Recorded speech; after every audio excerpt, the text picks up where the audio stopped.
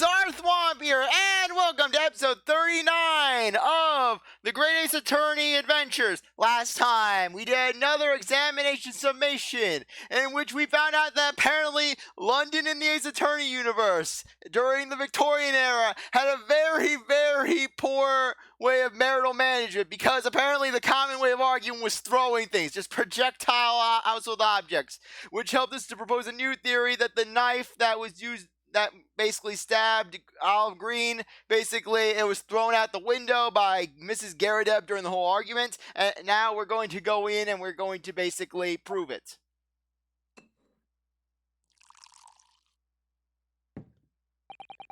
This trial is rapidly descending into a farce.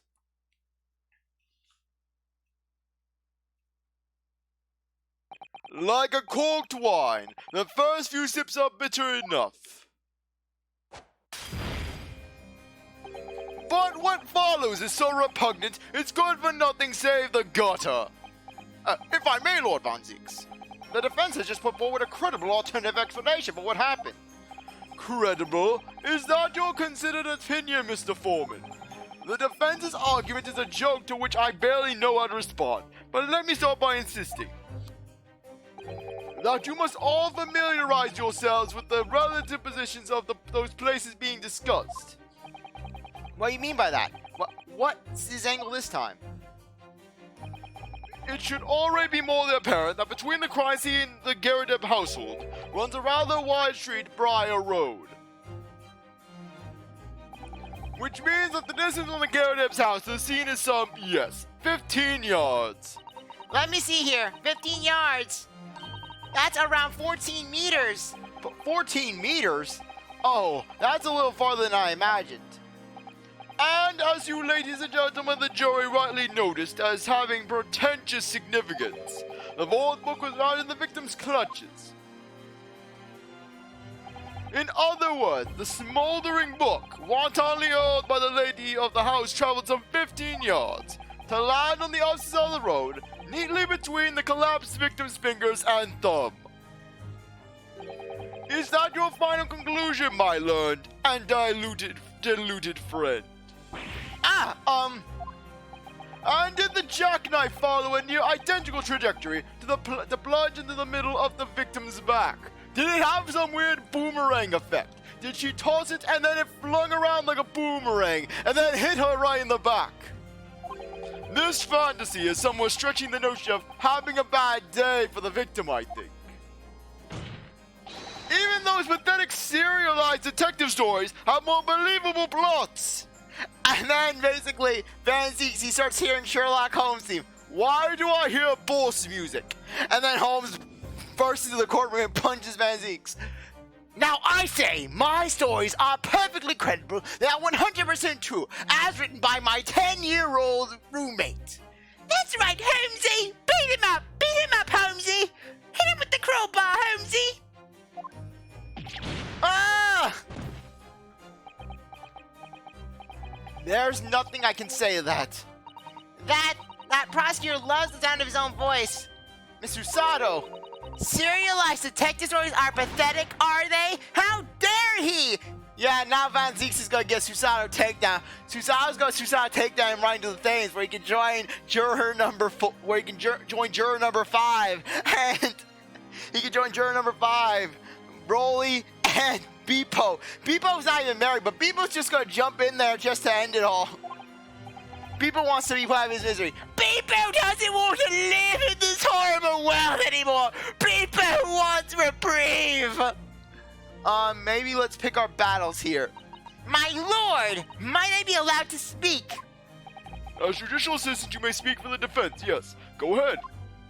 The prosecution is an asshole. He doesn't know what he's saying. He is mentally insane, and he is going down. The prosecution may consider the idea fantasy, but what the defense has postulated was believable enough to persuade the jury to change its leaning. And as such, the court has a duty to explore this alternative explanation as thoroughly as possible. To that end, juror number 4, Miss Joan Garrideb, must be called to testify and submit to cross-examination. Saints alive! A cross-examination of a juror? Order! Well, this is highly irregular. It is unprecedented for a murder of the member of the jury to be summoned to the witness stand. Objection!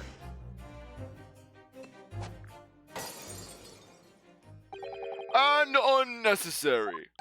Now, Lord Van Zieks, there are already witnesses in the stand whose testimony the defense may further cross-examine.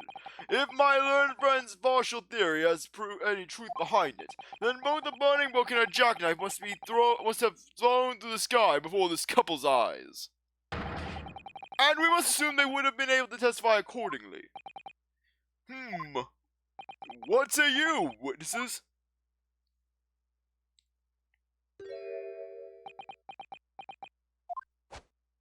Yes, sir. Constable Roly beat reporting for duty, sir. Well, good morning, officer. Sorry for dozing off until now, sir. I haven't slept for a month on account of a villain who's appeared on my beat, sir. Oh, they're so heroic, these London bobbies. Patricia, my darling, I've been neglecting you, but no more. Oh, Roly, my hero, you make me swoon. Very well, I hereby reject the defense's request. Ow. And order the witnesses in the stand to testify again.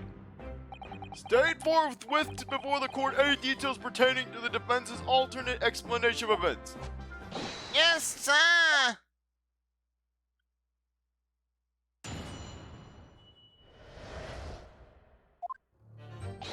The case has nothing to do with Mr. and Mrs. Garrideb. Believe me, a London bomb is good for his word. You see, sir, the windows on the top floor of the Garrideb are top hinged casements.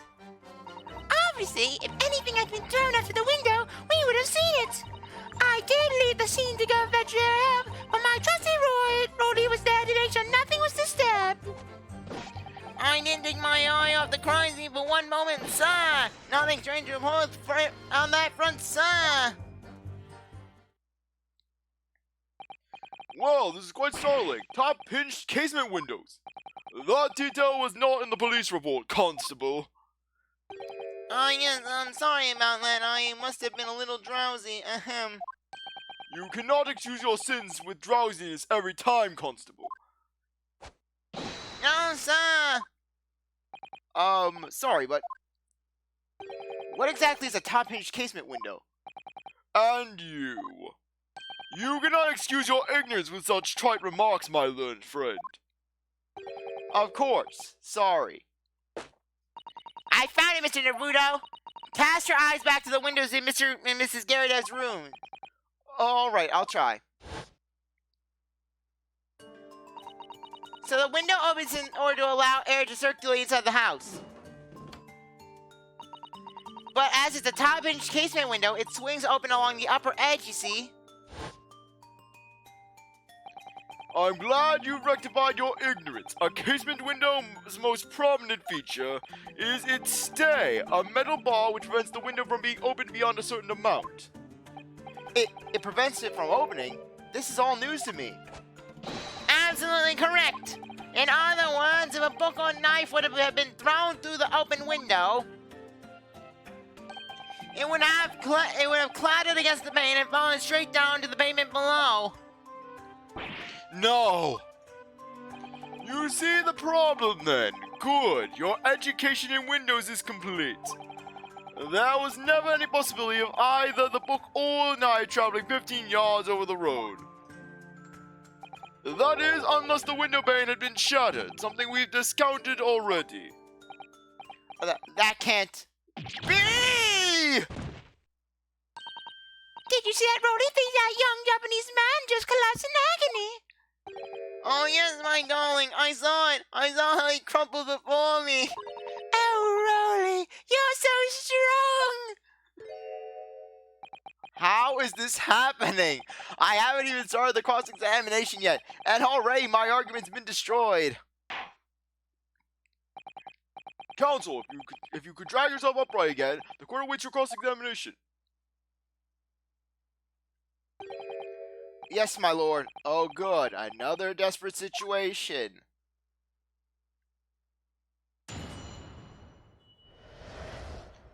Constable Beats report. In this case, has nothing to do with Mr. and Mrs. Garrideb. Believe me. Yeah, okay, yeah, I already read that. Okay, I'm just looking through.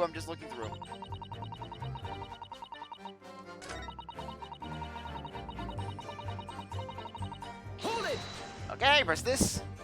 Yes, you said that you went to a nearby police box to fetch another officer, is that right? That's right, yes. If it had been on Roly's beat, I would know exactly where I was going, of course.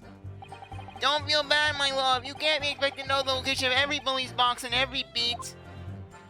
So Roly told me the way, only I sort of got a little lost on the way. Patricia, my darling, that's why I love you. Your terrible sense of direction is bewitching to me. Oh, Pat. Oh, Roly. Oh, please. And then I can just imagine how Ryunosuke would react to basically Phoenix basically turning into a simp for Dahlia, his Feeny state. Yes, and then yeah. Oh, great. Not only is this trial going horribly for me, not only did my client eat a freaking necklace to freaking save his girlfriend who's clearly a murderer, but now I have some ghost guy glaring at me and him. So I suppose I was gone for about 15 minutes. But like I said, me and my Roly was at the scene the whole time, making sure nothing was disturbed. I was off duty at the time, of course, but a true Bobby is never really off duty, sir.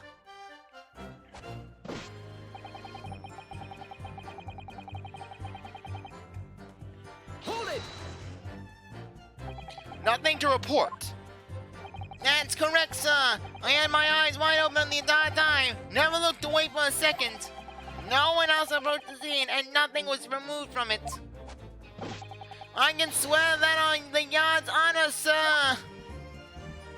Really? That seems a little strange. Beg your pardon, sir. Strange, sir. Seems altogether regular to me. This burned copy of the Lion's Pride was originally in the Garrideb's household. So the question remains, how did it find its way into the hands of the victim? Can you shed any light on that, seeing as you were at the scene of the crime the entire time? Ah, could it be a different copy, sir? One that just happened to be burned as well. Even if that were possible, why would the victim have been gripping a book like that in her hand? As we can see from this photographic print, she had a bag over her shoulder. Well, sir, that book was in the lady's hand from the moment we arrived at the scene. Is that so? There's something about this statement that's not sitting right with me. The two mysteries of how that knife ended up in her back and how the book ended up in her hand. There must be some common thread between them. I'm so sorry, Mr. Naruto. I had no right to speak out. What do you mean? I requested the cross-examination of Mrs. Garrideb without consulting you. Even if the judge did deny me. Oh, I see. Well, I agree with you.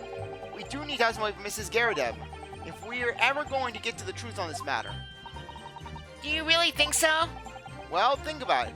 No matter how far it is across the road or how that window opens, Mrs. Garrideb's book found its way to the scene of the crime somehow, didn't it? You're right. And then there was Mrs. Garrideb's reaction to me showing her the knife.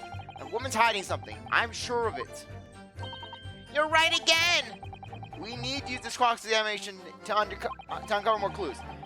We'll get to the bottom of this one way or another, I swear. Yes.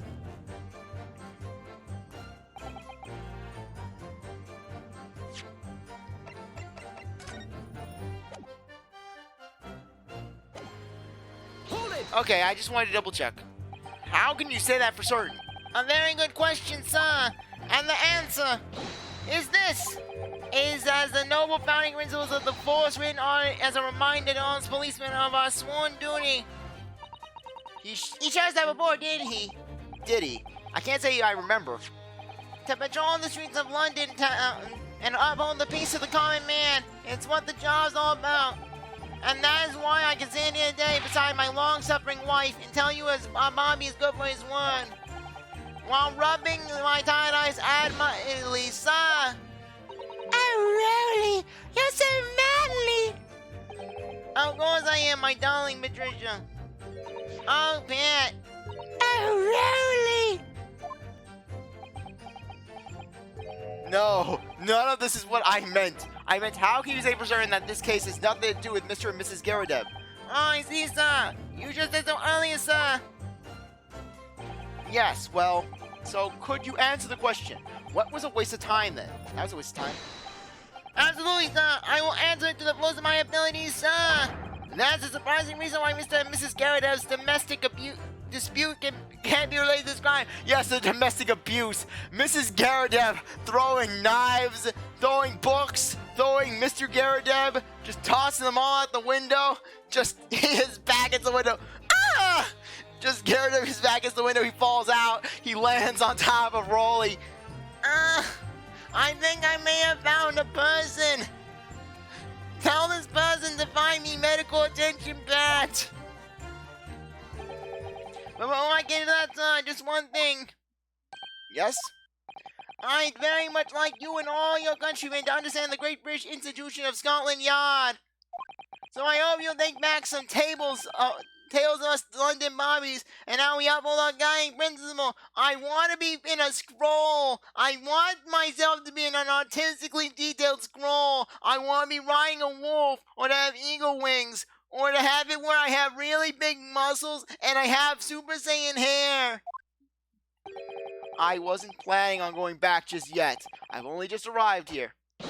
So when that ends, I'd be happy to lend you my warrant card for your perusal. But I must warn you, I won't be able to get through without shedding a few tears. Thank you. I'll try. Constable Beats' warrant card has been entered into the court record. Okay, I just want to check. Let's go in, check his warrants card. Item 1, a policeman will strive to preserve the peace with his allied beats.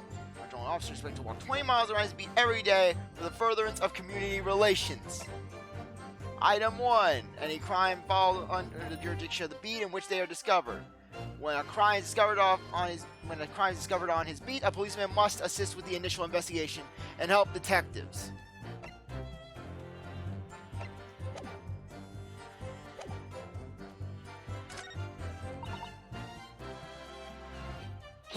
Okay, let's do it. But according to my notes here, the sun had gone down already and it was dark. Oh, but Roly and I were strolling along, gazing at the night sky and looking for our lucky star. Sorry? The star that will guide us to eternal happiness. Can't it guide you to answer the question? If a flaming book had conquered the sky in front of us, it would have been like a shooting star. And if I had seen a shooting star, I would have made a wish upon it. Let Roly be an inspector, I would have said 3 times at least. Roly needs to make me more money. I need more money from my honey. Yeah, Roly needs to become the greatest of all the sugar daddies. Roly's gonna become a honey daddy. Of course, what with the smog and everything, we couldn't actually see any stars. In short, are you trying to say that neither book nor knife crossed the sky before you? Yes, sir, that is correct, sir. As sure as this night sky in London is starless, sir. It certainly seems like they're telling the truth. And then we saw the poor woman fall to the ground, so we ran straight over to help her. My throat is giving out. My voice is giving out there. Okay.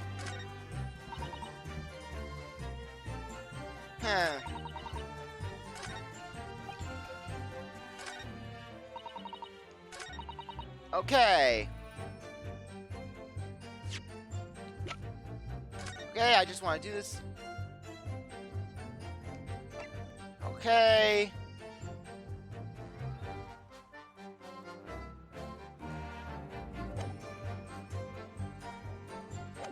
Okay. Yeah, I just want to check this again. Yes, I actually pressed it. I pressed it. Okay, let's do this. Let's do this. Hopefully I get this right. Okay.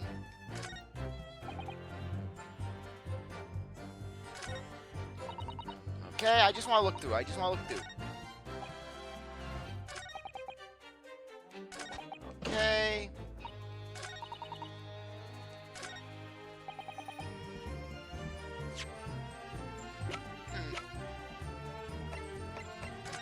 Yeah, I just want to check. I want to check.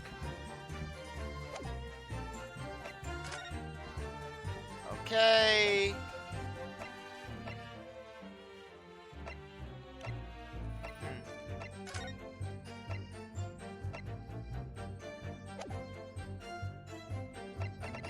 Okay, let's see if this... Objection. Okay, this is not it. Okay, now I'm a little confused. Now I am a little confused as to where we're going with this. Yes, the panic-stricken look that you know all too well.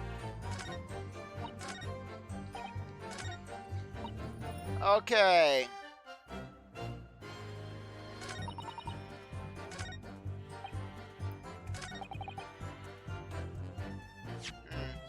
What am I missing?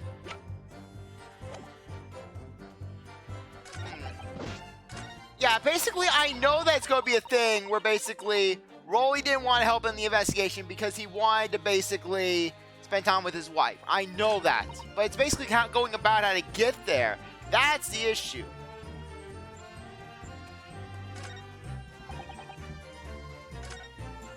Hold it. Okay, anything new?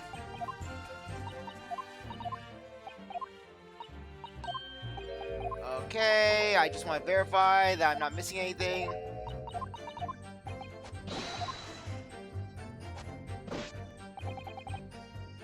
Okay.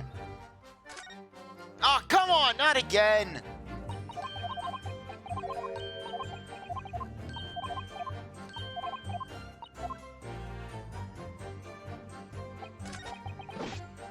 Okay.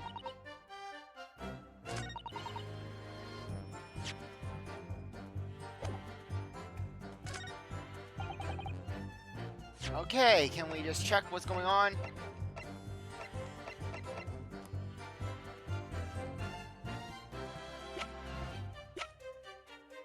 Book. Objection. Okay, now I am officially screwed. I do not know what I'm doing. What is going on here? Okay, I have to search around. I have to basically, first off, save the game because apparently something's going wrong. Something is going very, very wrong. Save over that. Okay. Gotta search around. Gotta search around. Okay. I know. Yeah, I just want to basically get a hint of where it's going. I know that this seems cheap. I know that this is basically just coming off as me basically trying to cheese things out. But frankly, I just want to know where it is before I get the guilty. Before I get slammed with that guilty.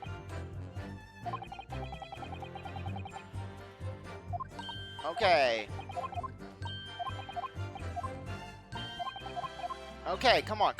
I want to basically get there. Okay. Let's see where it goes. Hold it.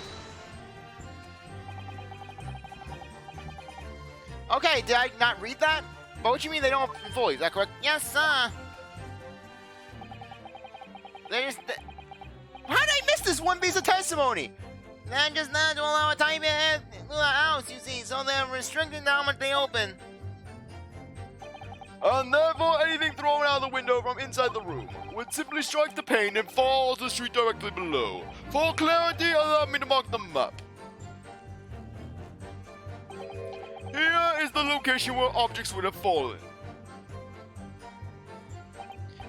Yes. Directly opposite the scene of the crime, on the other side of the rather wide road. Would it have been so hard for someone to mention this top-inch casement thing before? Well, I have another question for you, Constable. And what would that be, sir? How do you even know?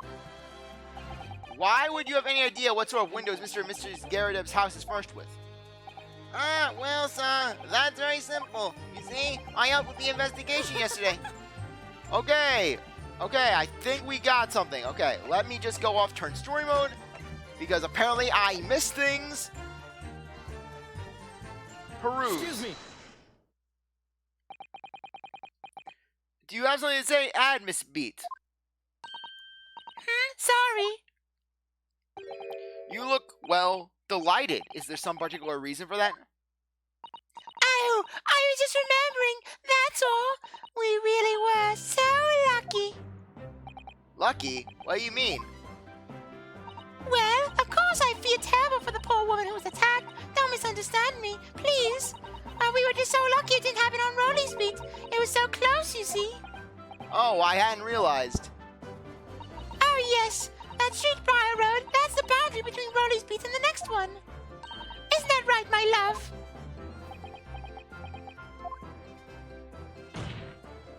Constable Beats! Huh? Oh, yes, that's right. That's the reason I was helping out with the interviewing the occupants at the Garrideb house yesterday. Their house is on my beat, you see, so...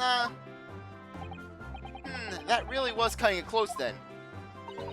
Constable, I was wondering if you could clarify something. If the Garrideb household is on your beat, does that mean that the pavement next to it was as well? Outside Mr. Garrideb's house. Yes, ma'am. The pavement on that side of the road is on my beat. I see. I was unaware of that. I just think if the woman had been attacked just on the other side of Briar Road, we would never have been able to go for that meal to celebrate our wedding anniversary. But that's the life of Bobby after all. Extraordinary people are Bobbies, tirelessly working for the benefit of all Londoners. Do you know what I think? I think it was the good Lord's way of rewarding my Roly for his hard work. Let the woman get stabbed on the other side of the road. She was stabbed, but then she made her way. She willed her way over, away from Roly's beat. Don't you think so, my darling? That must be it, Matt, my love. That must be it. I think perhaps we should make sure we have that information officially on record. Leave it to me, Mr. Naruto. I'll take care of it immediately. The case information has been updated. And now it's my turn, I think. Can I ask you something? Please, Mr. Lawyer, sir? Oh, yeah, of course. What is it? We'll answer that next episode. Anyways, I really appreciate that you stuck around to watch this episode. You're a great viewer, and I hope you come back for the next one. If you like this video, like, subscribe, comment, share, do whatever you want. With that, see you next time. Bye.